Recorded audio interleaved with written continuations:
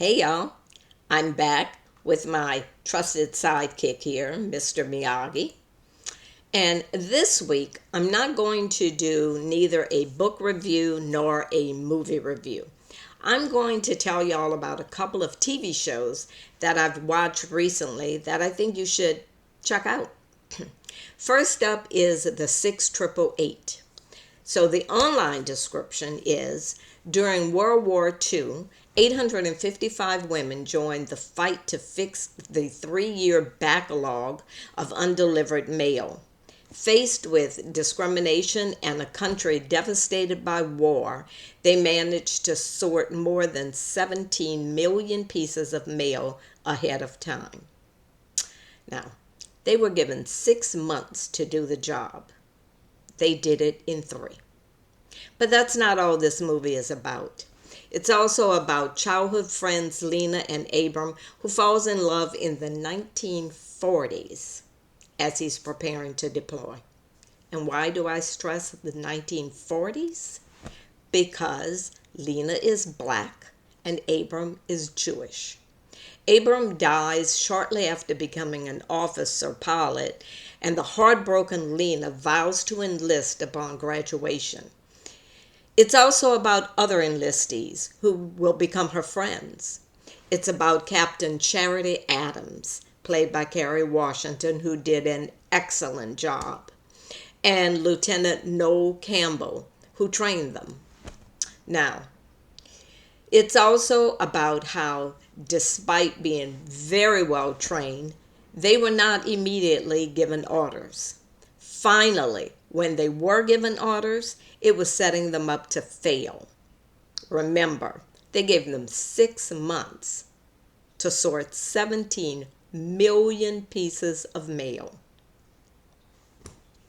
The 888 is inspired by the first and only Women's Army Corps unit of color to serve overseas during World War II. Despite facing racism and sexism and difficult working and living conditions, they were committed to serving their country with honor and distinction. This is a Netflix must-see, and you might even learn something. Next up is The Last Days of Ptolemy Gray on Apple TV. I think that's how you pronounce it. Ptolemy, that's it. The Last Days of Ptolemy Gray on Apple TV, starring Samuel L. Jackson. This is a miniseries that premiered in March of 2022, consisting of 6 episodes. How I never heard about this one is beyond me. So, when his nephew caretaker is killed, Ptolemy Gray is then cared for by an orphan teenager, Robin. When they learn about a treatment that will restore his dementia-muddled memories, it begins a journey toward shocking truths. Now, let me be honest. There are some really upsetting parts in this show, showing some dark times in our history. It highlights some of the many reasons Black people are still trying to recover and still feel oppressed in some ways.